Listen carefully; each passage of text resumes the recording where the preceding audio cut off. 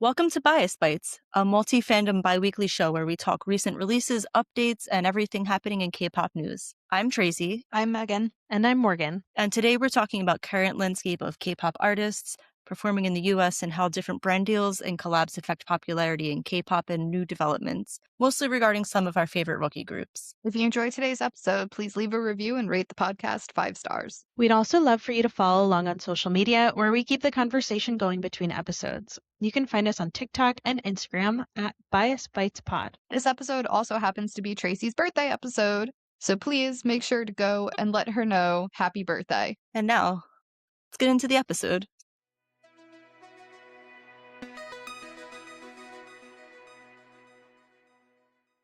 So this is my very special birthday episode, 35 years of Traci, 6 months of K-pop. So I do have my last 12 months of Spotify listening. This is not comprehensive to what I listen to on a regular basis. I do reserve physical media for like my very, very small 3 super favorite artists. It just sounds better when it's like a CD or a cassette to me. So they're not on this list. And those 3 special shout outs are the Cranberries, Nirvana, and Prince. But for my Spotify ones, it's many songs. My number 1 currently top listened to songs is Fashion by Cordes. We have Nelly Mambo by Block B, and then Can't Stop by TXT for my top 3. There's also other songs, like there's a couple of metal songs peppered in there, some just general alternative rock. So my music listening is a little all over the place. Before K-pop, it was mostly metal and rock. I didn't ever think I'd be doing a K-pop podcast. So this is brand new, and I would like to thank the both of you for being catalysts and me expanding into this genre. So thank you. Thank you for being here with me. I'm grateful to be doing this with you guys, and it brings a lighter element to life for sure. I was going to say, could you thinking back on the last year of your life, it sounds so dramatic, thinking back on the last year of your life, have you noticed a difference between the first part of being 24, right? You're turning 25 to 35. I'll take it. You're turning 25 it 35, is. right? She's aging backwards, everybody. She's aging backwards. So when I turned 25, I actually, my whole tagline was 25 going on 5. So that applies this year still too. I'll take it. But in your 34th year of life, have you noticed a difference in, I don't know, just whether you're listening to more music or you're happier or anything like that since kind of getting into K-pop within the last 6 months or so? I think I've generally always been a very reflective person. I sit in silence a lot. That sounds kind of creepy. I live alone. I sit in silence often. I don't really listen to music at work just because I also just can't focus, but it allows me time to really think back on things. And I have for sure noticed a big difference in I think my mindset is definitely much more positive ever since incorporating K-pop into my listening docket, my music docket. It makes a big difference. And I'm sure there's a science behind it too, but not over analyzing that. I think it's nice also just to have that difference, right? I've listened to largely the same genres or same groups for my entire life. My first music memory is the Cranberries. And my older brother was very big into alternative or I remember one group, Acid Bath, stood out a lot, and it's more of a techno-y kind of industrial group. And so from a very super young age, I just remember hearing all of that and taking it in. My dad was always in a band,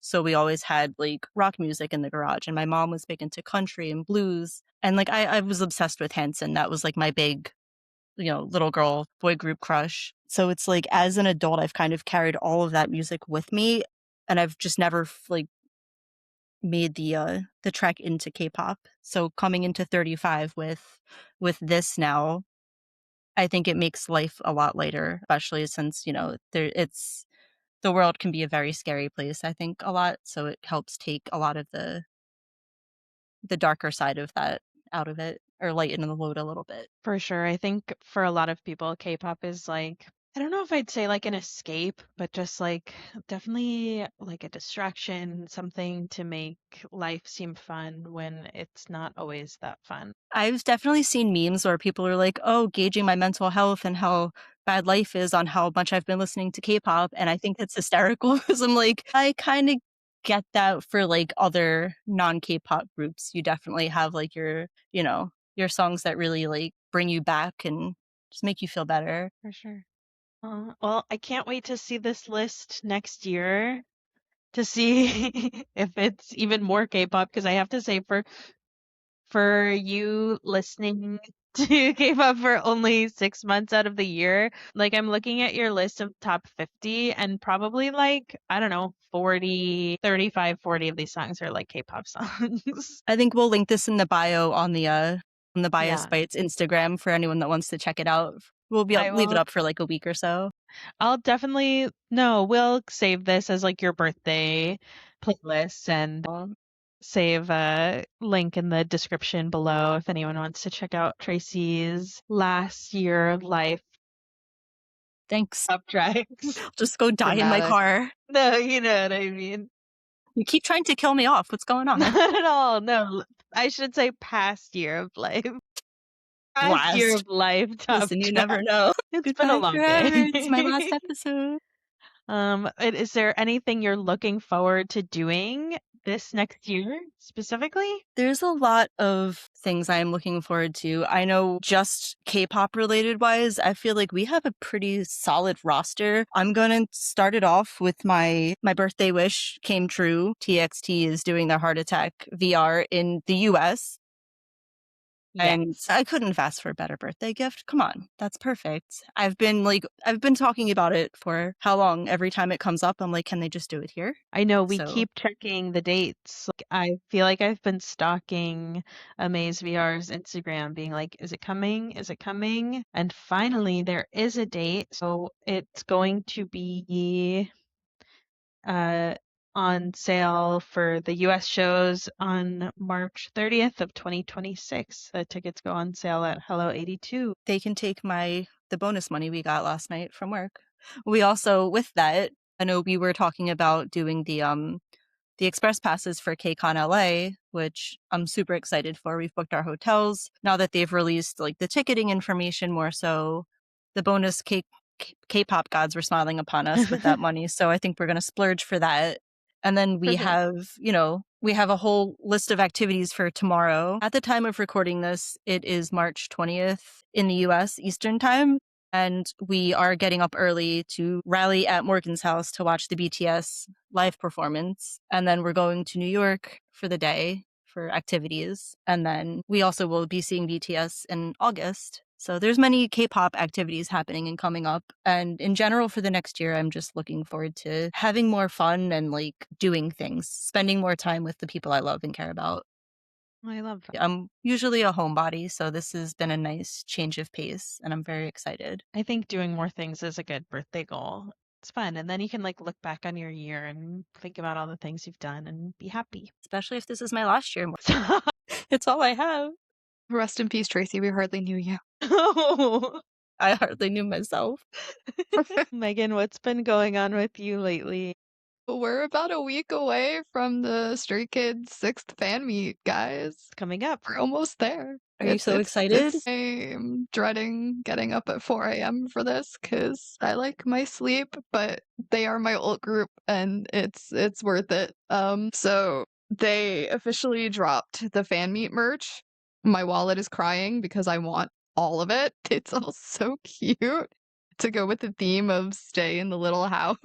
I'm obsessed. There's probably going to be many Bokaris purchased. Don't tell my husband. He doesn't need to know that the entertainment center is being taken over by more angry chicken nuggets. It's a surprise for him. He's totally fine with it. I'm so excited. I'm really looking forward to watching the fan meet because it's four dates in total. It's 2 weekends in a row. So the first theme is like house elf, and then after that, the second theme is like nerd. So it's gonna be so much fun to see not only all of the stay that are in attendance at the Stray Kids fan meet and what they wear and dress up as to attend, but also what the guys are wearing, any and all surprises. I'm hoping maybe for duo swaps this go around. I'm Love in that. a Stray Kids Discord chat, and we were all talking about like what our dream duo swap would be to see at the fan meet. So that's been really fun to speculate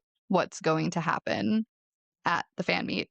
I'd like them to maybe, give us a comeback announcement. We're all just sitting here waiting with bated breath when Stray Kids is going to drop that next album. We're desperate. We want. They just released so much music at the end of last year. I feel like I know. They definitely deserve the break. I was so happy to see that they took a break, that they actually vacationed. Chan went home to Australia. Uh, Hyunjin went off to Iceland. You had Minho was on Jeju Island, and it was so nice to get updates from them that they were actually taking it easy. But we're also like anticipating something.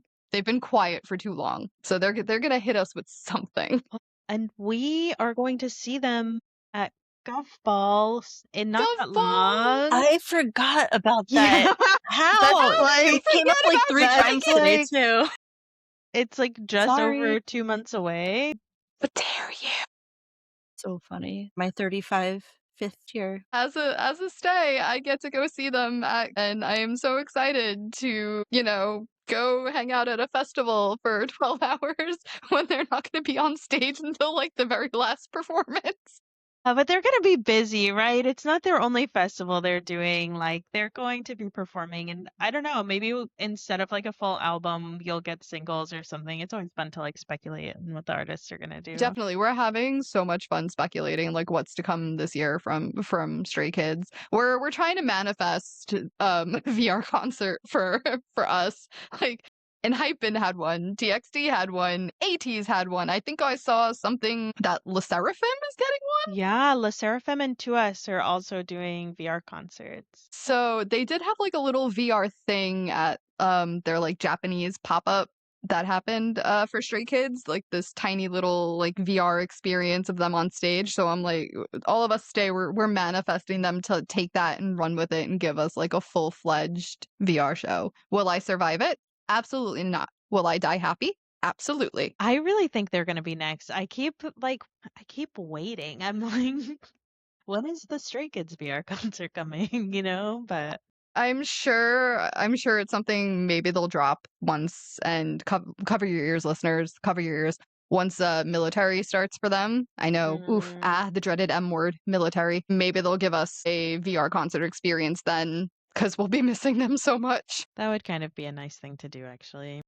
Fingers are crossed. That's what's been happening. I'm prepping for the fan meet. Can't wait. So excited for it. What about you, Morgan? So I love K-pop, but the past couple weeks I haven't as much.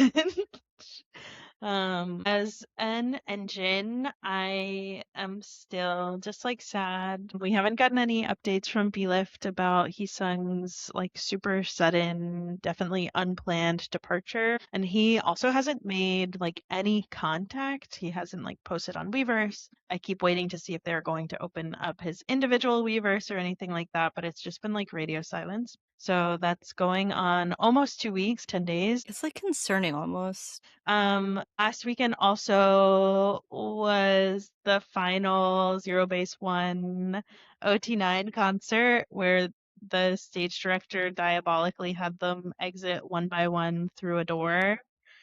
And Zanghao was left outside being the last one, just sobbing on the stage. It was definitely a humiliation ritual. I cried. I actually cried. So last week was really bad. And then this week is a little bit better. You can listen to our review on the BTS album. That was the last episode that we released.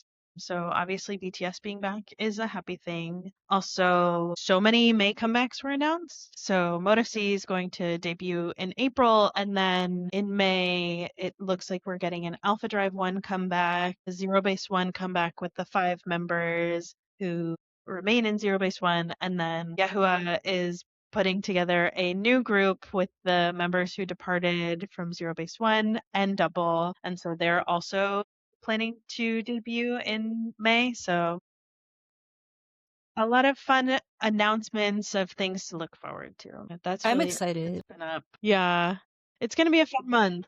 I was really excited for the Modesty debut.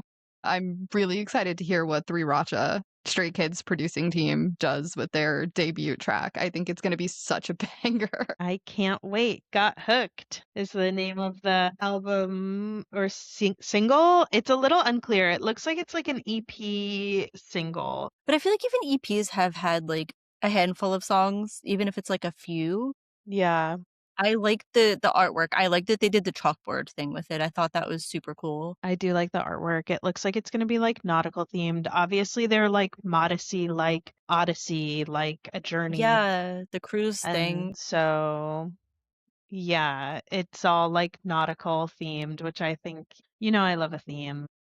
I'm excited for that. I'm still hoping, fingers crossed, that they come to LA for KCON. Yes, me too. Or maybe they'll just come to New York and we can be like, let's go. I'm hoping by the time this podcast goes live, we have maybe like a teaser for the KCON lineup, and then hopefully like tickets go on sale the first week of April. So if they're putting out a lineup before tickets go on sale, we'll know pretty soon. I'm so ready. So ready. But that's all that's been up with me. So do you guys want to get into some of the releases that have come out in the past couple of weeks? Yeah, let's go for it. Yeah, definitely. All right.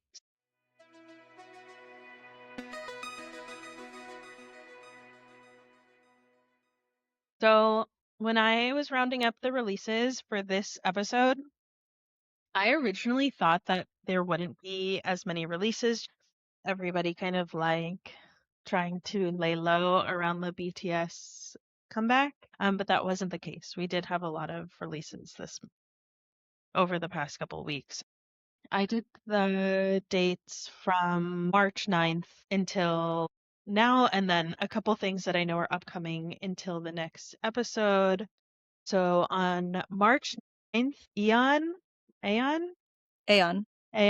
they released their EP titled Fell in Seconds, and the title track on that was Instant Crush. Tracy, I know did you watch this music video or did you just listen to this? I watched the video and then I fell down their YouTube rabbit hole a little bit, and I hadn't heard of them before, but I really I think they're going to be up there as one of my top favorites. I love their overall sound. For me, it gives me like video game kind of vibes. They're very fun. They're a Japanese group with J-Conic. So they're under a Hybe subsidiary, I think, or like one of the Hybe labels. They are. They have a nationwide tour starting in April, so it's not probably going to be over here at any time soon, but I would love to go see them if they ever make it over this way. I think that would be fun if they do end up coming to New York and you want to go see them, let me know. I'd definitely go with you. I think they're fun. I did like this music video. I love the like skateboard intro. The vibes were fun. Yeah, they're very like, it seems kind of like almost like a high school genre type of like, they're timeline based from like what I'm like gathering from their music videos, but it's like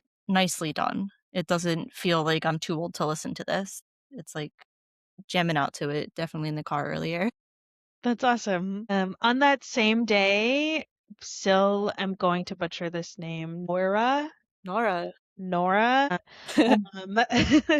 They put out their third mini album, Puppet Like. The title track is also Puppet Like. It was just like a fun release. I did see the video. It's like a fun stage to watch. And then the next day, Yena's Love Catcher came out. That's her EP with the title track Catch Catch. I know we mentioned this last episode because Catch Catch had been pre-released on social media. But Tracy, you've been into this Yena release. Have you listened to the EP? I listened to it. I thought it was super fun, and the video it's weird. I didn't like it actually. So the first time I listened to it, I brushed it off. I went, whatever. And then I went back to it because it got stuck in my head, and I don't know if I like it or if it's just like an earworm. It definitely is an earworm. It gets stuck in my head a lot. It is fun. Also, I know I sent you guys the video of Yenna and Bumgyu from TXT doing this dance, and he is like hip poppin'. It is so fun to watch, but it is catchy, very catchy song. I Catch liked her Catch is outfits in it. catchy. The dance too. The dance is like I found myself like doing like the arm movements, and I was like, okay, this is fun. I did also see a live performance that she did with it, and I was just like, she's on the floor a lot, and I'm like, why are you on the floor? That's funny. She doesn't like a cute costume. It's just, I don't know. It's a fun I'll song. probably check her music out more, just because if this is going to be stuck in my head, then I'm going to have to get it out somehow. That's funny. The next day, on March 11th, Baby Don't Cry, they put out a pre-release of the title track from their upcoming albums. Their album After Cry drops on 3/24, but they released Shapeshifter, the music video. That same day, we have a couple more girl groups coming in. So, on March 11th, also At Heart put out a single Butterfly Door with a really cute music video. And then there was a collab song, Muretai and Soyeon from Idol put out a single Don't Die. It's definitely not like a typical like K-pop pop song, but I really liked it. And it's like nice. I always like to see people from groups branching out, like individually collabing with other artists. So I think that was cool. I did check it out. The video was interesting, but it kind of gave me vibes to the song that Jenny did with Tame Impala. Dracula. Yeah, the video reminded me a lot of that. It's just I kind of feel like it was like a vampire theme. It was definitely like a darker vibe. Yeah. March 12th, P1 Harmony came back with their EP Unique. At that time, they released the title track, which is also unique. They ended up doing 2 music videos already off of this album. And so the second music video was dropped a couple days ago for LOYL or Love of Your Life. And so this is the release, maybe like barring BTS. This EP was my favorite that came out over the past couple weeks. I love every song on Unique. It's so fun. I No, loved same here. Ice. I was vibing so hard to it at work today. I was just like typing away on the computer, just headbanging to like song after song on that EP, and I was like, "Yep, yep, this is going on the playlist because I Yeah. vibe so hard to this EP." Did you have a favorite song? I'd have to give it another listen because I was vibing so hard to everything and probably like do a bit of a lyric lookup. But Unique really did stick out to me in terms of the vocals and just every element that went into it. It's so good. I loved it. Unique is so like talk about an earworm. The My Crew Unique, like that keeps getting stuck in my head. It is like on repeat, Hmm. but it's so fun. P1 Harmony is one of those groups. I think I like listen to every comeback. I don't necessarily like stan them or anything, but I was talking to Megan earlier. Like sometimes I like their release, and sometimes it's definitely not my favorite. This one, I'm like, it's been on repeat. I really like it. Tracy, did you have a favorite track from this album? I did very much. It wasn't any of these two. Ice was my favorite. Mhm. VVS. I thought that was super, super catchy. I think I listened to it 4 times today, actually. It was just really fun. There's a line in there. It's like, so cold they call me Slavic or something like that. Oh, that's funny. It was just like, the lyrics were hysterical, but the whole, like, I looked into it because I didn't know what VVS was and I was very curious. It's like a diamond grading term. So like VVS is like very, very slightly included, meaning there's like, it's so visually perfect. Even if there are flaws, like a professional diamond grader would not, like largely wouldn't be able to catch them.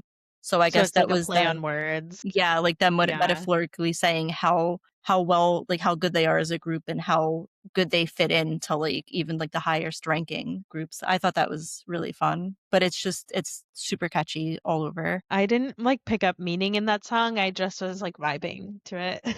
I listened to it so much, I was like, I have to dive into this a little bit.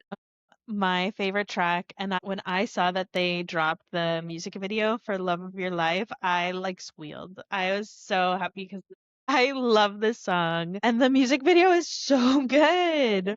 One of my favorite things in music is when the artist plays with like the tempo and the beat and maybe like either sings on an offbeat or like just it kind of like plays unexpectedly. And so this song has been definitely one of my favorites lately. And then when they drop the music video, it is so cool. It's like so retro and like nostalgic, especially because it is like 90s nostalgia. Best period. Yeah, it like starts with a huge cube TV before TVs got flat. They like put their song title on like the radio back when the radio used to tell you what song you were listening to. It just has like a retro filter. The edits are cool. It just is so fun. And like the end of the music video, they do these like stills. They look like party shots. I don't know if you guys remember About Last Night, like the blog that used to be like a like party picture blog. Oh my God, That's what it stop. That's such reminded a me swoop. of. I'm God. obsessed. Honestly, this is like 10 out of 10 for me. So probably taking the place as my favorite P1 Harmony song. What was your prior? Butterfly was my favorite P1 Harmony song before. But so I'm so happy we got like a fun, cool P1 Harmony release. It really like brightened the vibe for me as far as like K-pop lately, It's definitely important to have that divide. for sure. The next day on March 13th, Stray Kids released a single, Endless Summer. Megan, do you want to tell us about Endless Summer? It's a bop. It's going on the summer playlist. This was a collaboration with Biore UV, that sunscreen, sun care line. They filmed a little bit of a music video. We didn't get like a full music video. We got maybe like a minute and a half little clip. They all look fantastic. It was filmed in Australia. It was one of those kind of like private, why are they heading to Australia type of schedules that no one knew. The song is great. It opens up with Chan's incredible vocals. It's fully in English, and you're hooked from just the first two lines out of Chan's mouth. You're like, just, you feel warm. It's a big Channy hug. It's a perfect summer song, you know, windows down, driving to the beach kind of song, and it's really good. I'm proud of how far all of their English vocals have come. They sound so good. Definitely, if you haven't listened to it, do. It's a great like dopamine hit. It just makes you feel all warm and fuzzy inside. I definitely checked it out last night. I thought it was sweet. The video was like a cutesy little. It definitely Mhm. got the summer vibe going. Yeah, it's totally a summer jam. And it's just so nice seeing all like the background shots of Australia. And I'm sure Chan and Felix must have been so happy to be home, even for just a little bit. It's definitely going on the summer playlist. It really is. It's like one of those really great summer, like hanging out on the beach bops. So let's see, this is actually the next day. This was a busy few days, I feel like. Everything got crammed into like a few days here. On March 14th, And Team put out a pre-release for their upcoming mini album. The song they put out a pre-release for was Sakura Iroyel, and on YouTube they released a live performance clip of this. Oh my gosh, it was so cute. I cried. Literally like started tearing up. I like love the springtime. It's almost cherry blossom season here, and they're all wearing like cute outfits. The cherry blossom petals are falling. They're giving incredible vocals, as always. It's just an So incredible good. song. They are one of my favorite vocal teams. They just sound amazing. Like Yuma's voice is what will make me tear up. I feel like and Joe sounded so good. And so I like love this song. It's such a spring song. I have a feeling they did a pre-release for this because it feels a lot different than what the vibe of their upcoming mini album is going to be, at least according to like the teasers that's been released. The vibe for like We on Fire sounds like it's going to be a little bit darker, more like when you think of Anteam, like the werewolf lore vibe. And this is not that at all. This is like springtime, falling in love, just like beautiful. So if you haven't checked it out, I will link for the live performance video they put up below in our description. And then on March 16th, All Hours put out their 5th mini album, No Doubt. And the title track for this was Dead Man Walking. I haven't listened to All Hours that much before, but I watched the music video for Dead Man Walking and immediately did a deep dive because I love it. I love this music video. I don't know if either of you watched this one. I watched it, but then got distracted and I was doing my laundry while I was kind of like going through these. It like reminded me a little bit of EXO's Monster performance video. As I was watching it, I was like, this reminds me of a very specific EXO video. And then I pulled up the performance video, and sure enough, there is like a similar set and outfits and things like that. But it is a wild video. It is. It like is super dark vibes. They have like a full-size guillotine. Ooh. Zayden is like no shirt with like an executioner's mask, and Human is like center at one point and he just has like a red jacket on. It's like crazy. I like love the song. It's definitely talking about like darker themes. In one of the scenes that they are performing in, they're in like a subway station and there's a sign behind them that says hell is not 6 feet under, it's within. I was just I like, love oh that. my God, what is this? Now I will be keeping up with All Hours, so that was exciting to find a new group. Not new, but just like I haven't been keeping up with them, like didn't know the members or anything like that. And now I do. No, this is definitely fun. This is going to be an enjoyable listen. On the 16th as well, AB6 put out their 3rd album titled Seven Crimson Horizon, with their title track Bottoms Up. On 3/17, Gravity put out a Japanese release, Blast Out, with the same title track. And then on the 19th, Hyunjin from Stray Kids put out a birthday single, Lover. Megan, I know you love this song. You want to tell us your thoughts on Lover? I am still very much unwell. So this dropped at midnight Korea time, which would make that the 20th in Korea, Hyunjin's actual birthday. And no one was expecting it. I was just sitting at my desk and work, got a notification from my Stray Kids Discord chat. Someone shared the YouTube link and was like, "What is this?" I dropped everything immediately. I was like, "Work? No longer important. What is this? What's happening?" It is a gorgeously heartbreaking song. And I mean, I expected nothing less like from our Love's Day boy. That's Hyunjin, the artist, right there to a T. I remember now watching the Two Kids Room episode that he did with Bangtan, and he was talking about a song he was working on that he said was going to have like My Chemical Romance vibes. And let me tell you, the 16-year-old little emo girl that lives inside my heart died at this. It was so good.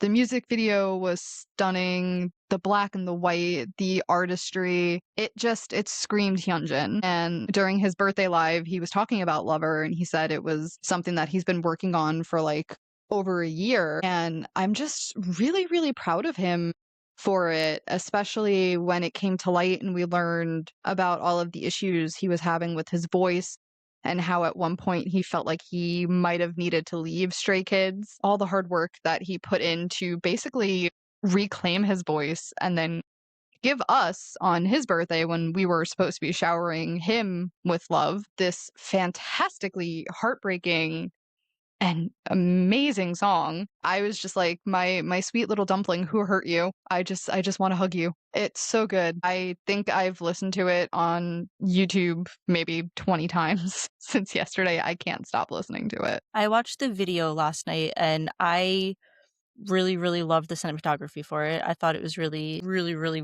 very well done. Yeah, like this was all Hyunjin-y. He wrote it, like composed it with a producer friend of his that he was actually like in Iceland with. They went on vacation together. It was kind of cute. And it's just everything about it just screamed Hyunjin. The cinematography, the lyrics, the poeticness of it. So I'm fingers crossed one day when we get a Skiz replay album and we get some of the replay and Skiz record tracks that are only available to listen to on YouTube in CD form that this song is on here because it hurts so much, but like in the best way possible. This is like one of my like favorite things to come out. It's so fun to see him take the creativity and just like artistic ability that he has and be able to express it. So I really enjoyed the music video, and the song keeps getting stuck in my head. Yeah, it's like one of those that I'm just like, lover, lover, lover. I'm like, oh, it's back. It's back. It's like we're trying to summon him. You say it a couple times in the mirror, Hyunjin will appear in some really nice Dior outfit for you and tell you how much he loves you or something. We got to start trying that. I haven't heard of that urban legend yet. Bloody Mary who? Yeah, instead it's Lover Hyunjin. The day after Hyunjin's birthday, or I guess it's the same day. So on Hyunjin's birthday, BTS put out their album Arirang. And if you haven't already listened to our last episode, we did a full review of all the tracks and an overview. So please go ahead and give that a listen. And then we just have a couple upcoming releases between now when we're recording this and the next episode dropping. From ITZY is putting out her single Ice Cream on March 25th. Very Very's Kangmin is putting out his first single Free Falling on March 26th. El Capitan and Taehyun from TXT are putting out a collab called Breaking Through. So stoked on that. Very exciting. And then I'm very excited because on March 31st, Kepler is putting out their 8th mini album, Crack Code. They've started dropping some teaser images for that album, and it looks like it's going to be awesome. So that's it on the releases. So it was a lot, but all good things. A lot of fun new music to listen to. That's never a bad thing.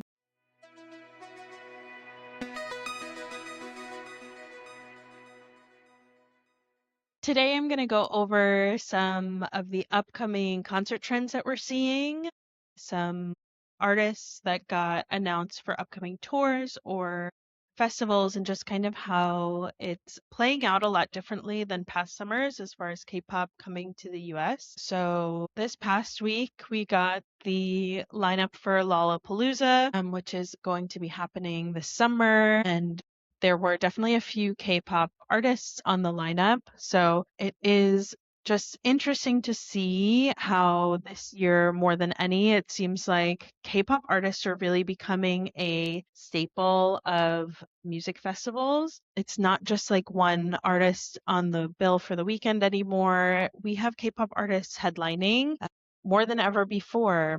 So this year, I've noticed more so than the last few years. I moved to like the New York City metro area in COVID times. So my experience with like K-pop and concerts and everything has been post-COVID, but it seems like typically we see a pretty good handful of artists come through with arena tours in the US during the summer. At least that's been the trend since like 2021. But this year it seems a lot different. So we're seeing kind of either artists are coming in large festivals, or we're seeing smaller artists come and book smaller venues. So we're not always going to Prudential Center. We're not always going to UBS Arena.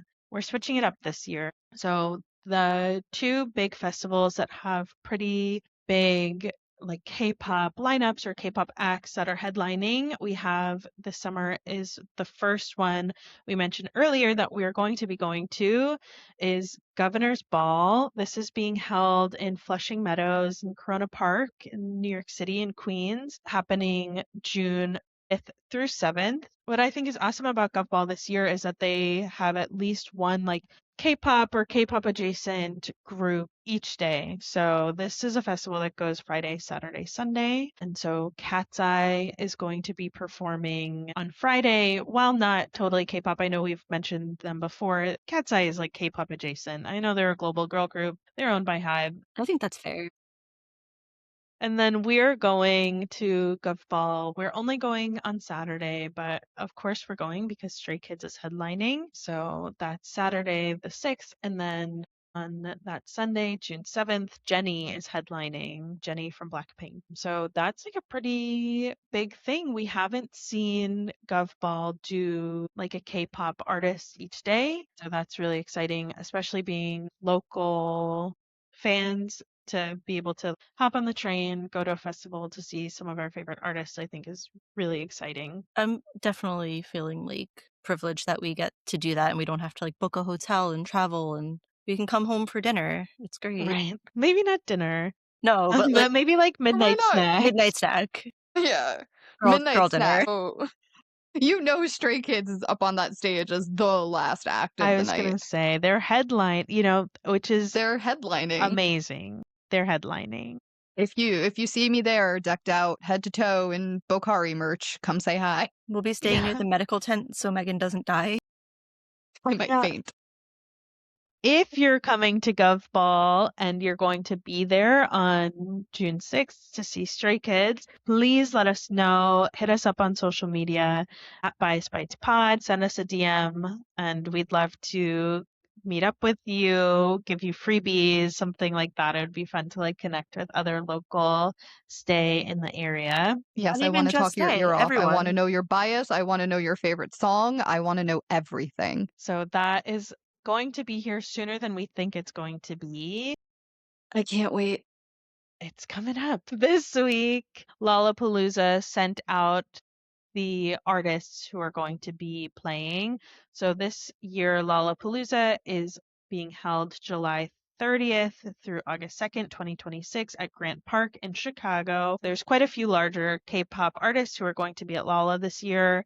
We have Jenny headlining. So Jenny's definitely doing the festival circuit. And then there's going to be performances by aespa, Idol, and Cordis. So that's so exciting. I know Tracy's so excited that Cordis is going to Lollapalooza. I think it's incredible that within a year from their debut, Cordis is playing at Lollapalooza. With It 2 really, albums dropped, I have to interject. I'm sorry. I am so excited for them, but so sad that it's like not here. Because like Green Green comes out before that, so they'll be right. performing from it.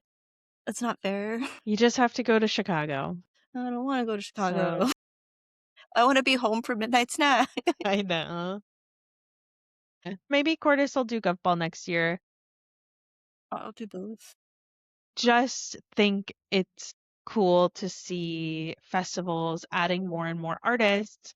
However, it like seems to be taking the place of maybe arena tours. I don't think it's a bad idea for the artists. They get exposure to more fans, maybe people who don't necessarily know their body of work, but are just like at the festival and happen to be able to watch their set. I'm sure it keeps costs lower for companies so that they're not organizing full tours and they're just performing a set at a festival. The only group I know of so far that's announced their arena tour upcoming is Idol. So Idol's going to be here in New York in August as well. So I'm sure that they'll be just touring the US like around the same time, and Lollapalooza is going to be like built into their tour. But so we're seeing less mid-tier venues being booked, but more smaller venues. So on March 19th, Hearts to Hearts played at the Brooklyn Paramount. I've been seeing some video clips. It looked like it was so much fun, but it definitely is a small and intimate venue. And then we have a couple dates for groups who are coming to the New York City area over the next couple months. So just Be just announced their tour and they're going to be in New York. First up, they just announced their tour and they're going to be in New York on April 3rd, which is very soon. So I feel like that also is something with like smaller groups, smaller venues, we get less of like time to prepare. And then WIB is coming to the city. They're playing at the Palladium Times Square on April 29th. And Tracy and I are going to go to that show. It's going to be my first time going to a smaller venue to see a K-pop group. I kind of love that though. I feel like it's a more intimate. I feel like you get more out of the concert than you do with, standing potentially hundreds of rows back. And it's like where we're going to be, I think is incredible. For sure. It is, it is just a very different vibe. It's not these crazy produce stages with like the screens behind them and different backgrounds and different outfits and things like that. It's the artist performing with like, some laser lights and the sound system. It's just a super different vibe. It also just got announced that Ampersand 1 is coming to New York City on May 8th. And so they're also playing at a smaller venue. It's just different, right? This year, it just feels different. It's like we have smaller groups at smaller venues being more accessible than ever. The groups are coming over with less of like a catalog. We're seeing more showcases. It seems like labels are bringing artists over sooner than ever before. We must be seeing a growth in listenership from the US in order to have the companies be confident to do tours with artists like Wib, like Ampersand 1, who have a smaller discography and it's their first time doing a tour in the States, and they're playing smaller venues. I don't know. I'm excited to go to the Palladium to see Wib. I used to go to a lot of smaller venues to see like rock bands, but never K-pop. I I think definitely it'll think be nice. And the Palladium, like it's a classic venue. They've done so much with like other just for ages. It's an older venue, so like it's not like a new weird place. And I feel like it's very accommodating for what this is. I looked it up on Google Maps. It's literally right next to the Line Friends store in Times Square, so I thought that was fun. Hide my wallet. I think it's an interesting trend. And I love that the exposure though, it's like I'm sure that the overhead for them to come here and do that is high, but the exposure is invaluable. Like it gets people excited. It brings out and makes it more accessible to people who don't necessarily have the means to do these huge stadium shows or like or go to a festival yeah, like the that's not in their festivals. area. The other Yeah. thing about the kind of smaller groups I've noticed is they're hitting states that bigger artists aren't hitting. They're going to Tennessee, they're going to the Dakotas, they're hitting Minnesota because they can book at smaller venues and just more cities have smaller venues that they can get to. And I think it's a really interesting like just change in the like climate of K-pop in the US. I'm excited to see what else comes out and kind of fill up the summer lineup. I am too. I feel like we have a full year ahead of us and hopefully it gets fuller. We'll see. All right, Megan, you want to take it away? Sure.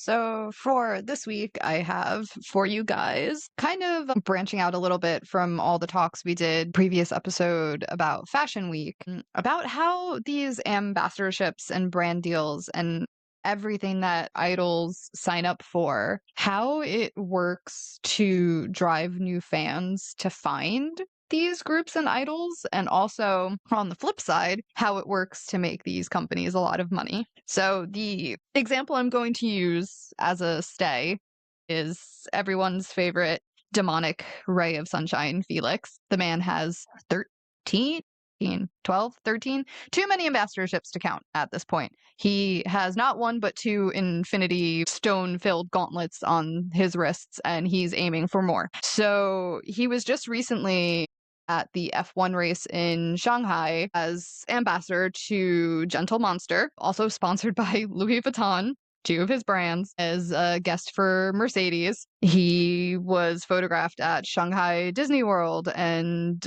filming content. And as a stay who lives in Stayville on Threads, watching this unfold the weekend of the races was fascinating. We had so many non-K-pop fans, like regular everyday people, F1 fans who saw Felix because he blew up at the race in Shanghai, asking, "Who is this man?" They were Googling him, finding out he was a member of Stray Kids. They were finding out Stray Kids is a K-pop group.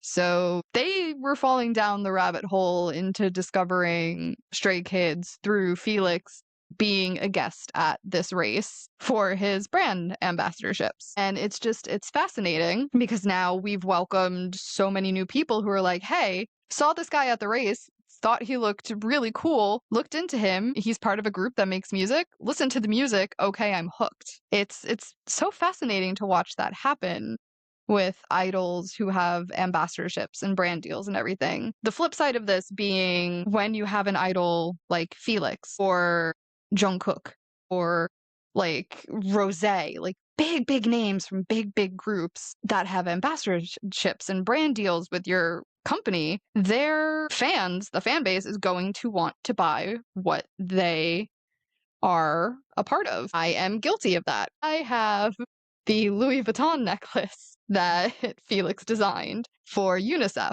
because my brain went, oh, this is for a really good cause because part of the proceeds go towards UNICEF, which, alert, if you didn't know, Felix is also part of UNICEF. And, you know, I'm supporting a great cause through supporting my alt bias. God, that sounds so bad. See, this is what happens when you have adult money, guys. You spend it on things that your favorite idol. See, this is how they make money. So I'm guilty of that. I've seen it happen everywhere. Things selling out in a heartbeat. Another Stray Kids example, Hyunjin. He was just announced as the ambassador with Guess, and everything he wore in the campaign videos and photos that came out that was available sold out in a heartbeat.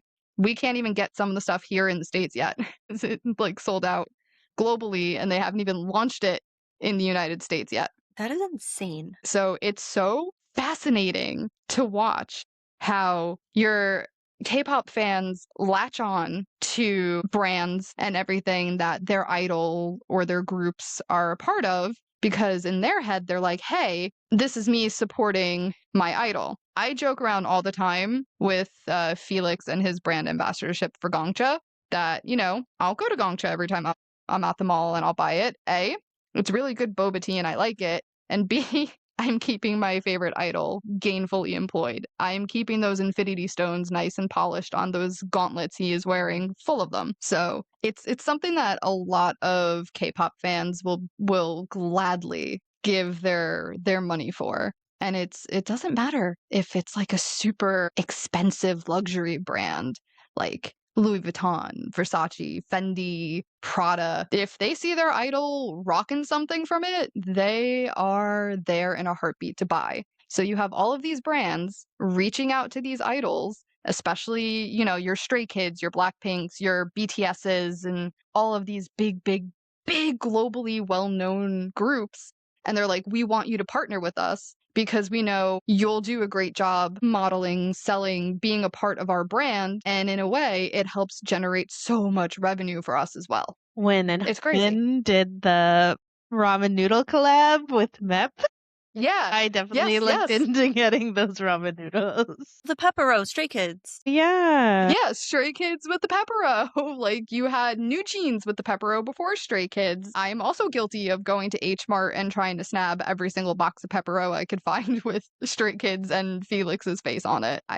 Like I said, I own the Louis Vuitton necklace. I've bought the shampoo that IN uses, which, by the way, is a really great brand and it's done wonders for my hair. So I am definitely an adult with adult money who is all for supporting her alt group by buying the things that they are a part of, as long as it's affordable. Like, I can't be affording Fendi and Dior and all of that. If I could, I would probably, 'cause some of the stuff they have is really nice. But it's insane that you get an idol to be a brand ambassador or just even do like a collab or a deal, and you know for sure whatever they're selling with like, you know, the fan base is going to buy it. I think it's awesome that brands are starting to recognize like how influential the idols can actually be, because I mean, even just like the products that they use, let alone promote, we've seen before like idols not wanting to share the brand of food they're eating or the drink they're drinking because they don't want people to go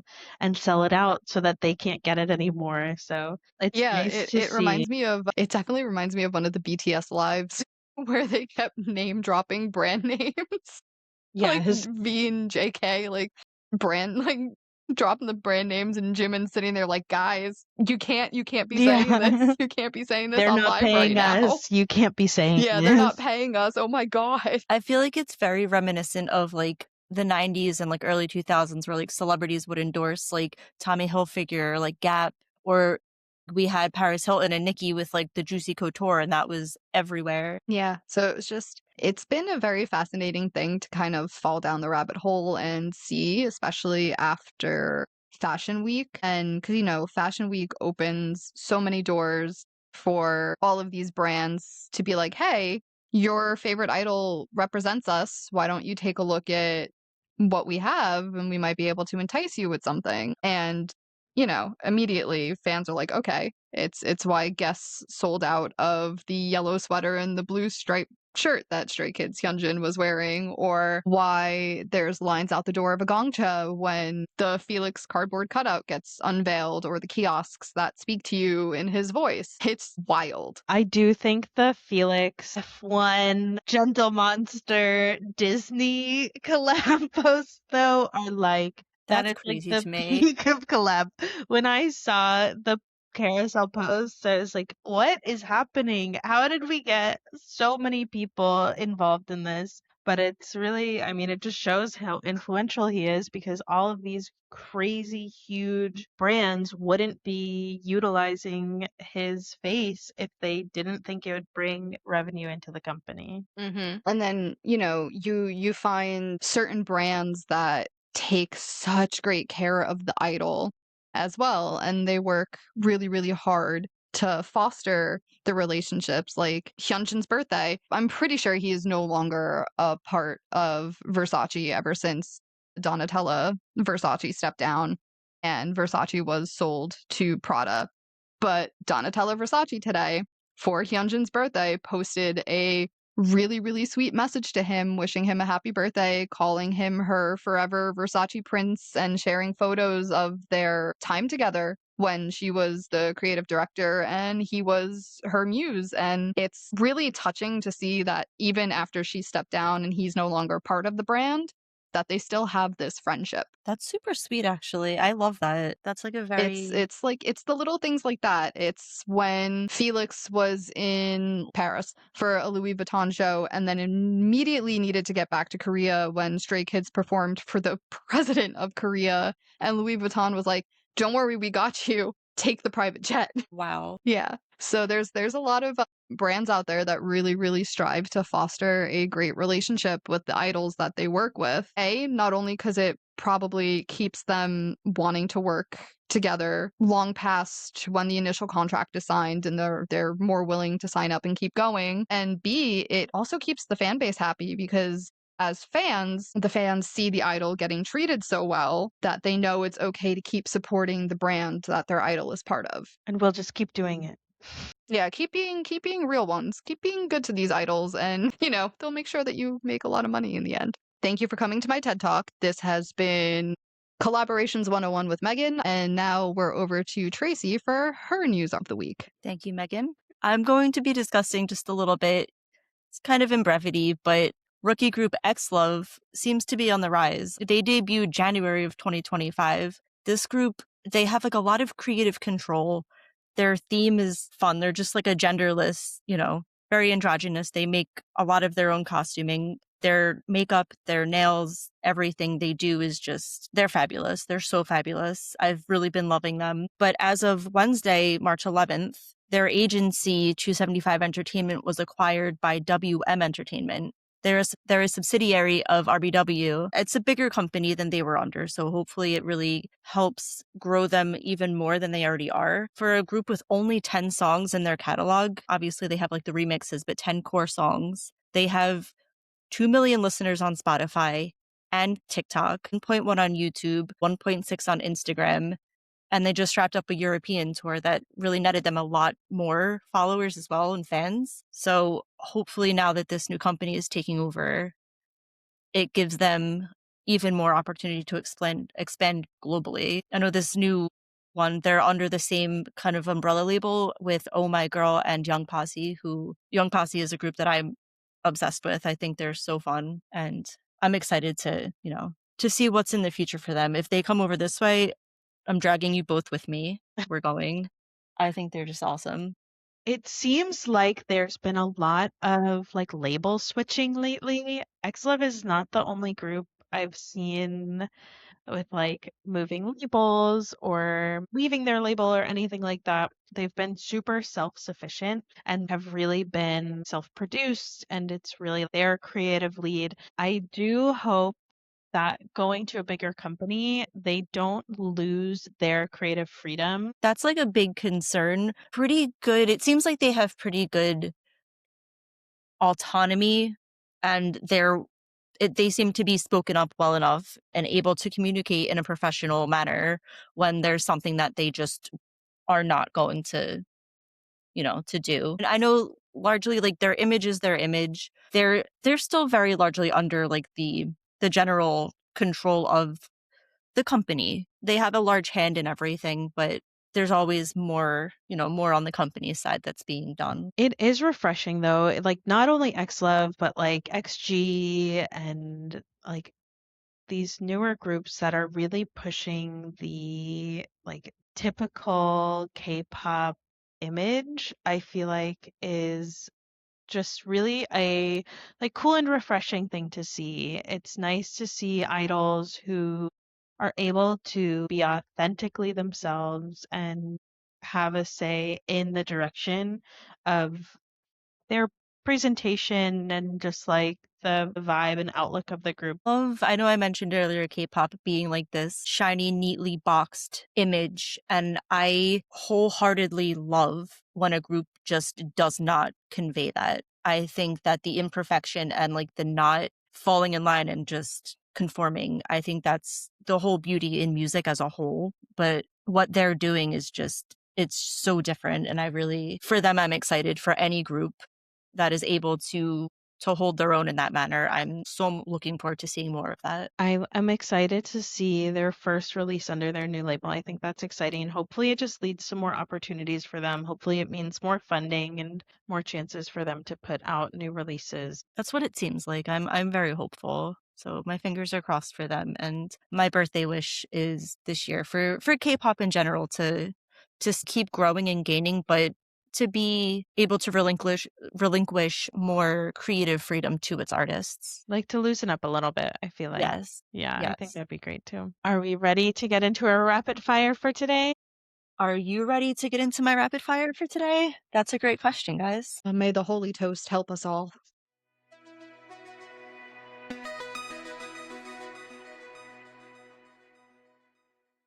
So, since it's Traci's birthday episode, I wanted to give her the freedom to do a rapid fire. We don't have any prior knowledge. So whatever happens during this segment is going to be as new to us as it is to you, dear listener. So take it away, Traci. So Pray for us. it's really funny, actually, and I had to hold my tongue before when Megan, you had mentioned Hyunjin and My Chemical Romance. My rapid fire question this week was, what artist or member of your favorite non-K-pop group would you have trade places with any idol of your choosing or any couple of members? Your favorite non-K-pop group, and you have to switch one member from that non-K-pop group with an idol and put that non-K-pop artist into the idol's group or position. Done. I got it. Let's go. Western and Eastern artist are you choosing? I got it. Let's go. Let's do this. Okay, Megan, you go first because I don't freaking know. Panic at the Disco. I am taking Brendan Urie. I am putting him in Stray Kids. I'm taking Sungmin, and I'm putting Sungmin in Panic at the Disco. Mic drop. Okay. Brendan Urie and K-pop needs to happen. Are you kidding? That's genius. I didn't expect that. That would be so fun. Thank you. Okay, I'm gonna put Ben Gibbard from Death Cab for Cutie in as a replacement for Jimin in BTS. Take my Jiminy from me. Jimin can be the front man of Death Cab for Cutie and the Postal Service. We'll do a 2-for-1 there, Traci. I kind of love that. Oh my gosh. I didn't give this any thought at all, actually, so I'm struggling with you guys. I am proud of myself. I knocked this out of the ballpark. Home run for me. I was like, oh, this is a great question. No thoughts at all. Listen to like K-pop and like classical music, so Ooh. Okay, which K-pop artist would you like to see perform Beethoven then, Morgan? Okay, saying how previously of Zero Base One. That would be fun, actually. My gosh. I'm going see. to put Bumgyu cast in the lead of Hamilton. Miranda in TX. You betcha. See? No. Okay, if we're putting people into Hamilton, I want Changbin to be Lafayette. Ooh, he could pull that off. I could pull that off. Or Arhem or Suga, one of them. Give me Marquis de Lafayette, and played by one of those That would be amazing fun. rappers. I'm here for that. I think Is it funny that I want to see Han do Eliza? no, Like, I wow. think he could pull it off. Or Huninkai or Taehyun with the registers. They could sing the parts. Hit the I high think. notes. Or Jong Ho, he would be great in Hamilton too. Ooh, I could see him. Maybe the king. Who would be the king? All right, so our task for our listeners today is to email us what K-pop idols they would cast in their dream version of Hamilton, K-pop edition. Group though, like actually choosing a real group. I would put Bumgyu in with like Under Oath just to he wants to be a frontman so bad. And take We'll out switch him with who? Spencer. Okay. I'll put Spencer in a TXT because I feel like maybe he could hit some of the melodies. He could harmonize. Put Anthony Green in instead of Fuck You, and it's like the same person, probably. You could do that. All right, That was writing letters. fun. I'm emailing right now. Go. That was fun, Tracy. Everybody remember to go to our Instagram and wish Tracy a very happy birthday. So don't forget. I want to see all of your comments. Hey, listeners, if you have also ever fallen prey to buying something because one of your idols has been a part of it, let us know in the comments what you bought, because now I'm curious to see how many of you bought the ramen that Jin was a part of, or the Peppero. I'm very curious to see. I'm also up for new shopping recommendations. So Yeah, please let us know. Give us all your recommendations of what you bought because your idol told you to. We're curious. before we conclude today's episode, I do want to give a shout out to my two birthday twins in the K-pop industry. We have ATs of Yunho. If you know, you know. We have Ranjun from NCT. I know you know you know. So happy birthday. We're March 23rd babies. Happy birthday! It's our birthday! And happy belated birthday to Martin from Cordis and Hyunjin from SKZ. And anyone in between that we missed, and any of our listeners who happen to have matching birthdays, let us know. Thanks for listening to today's episode. You can find us on TikTok or Instagram at Bias Bites Pod. And we would love to hear from you if you have answers for our rapid fire questions, if you have artist product recommendations, like Megan stated previously. Give us a like, follow, subscribe, DM. We want to hear from you. You can also send in your ideas for future episodes or segments by shooting us an email at hello@biasbitespod.com. If you made it this far, bless you. We appreciate it. Please do us a favor and leave a 5-star rating for the pod. If you're on YouTube, please subscribe. It means a lot. Thanks for tuning in. This has been Bias Bias Bites. Bites. Bias Bites!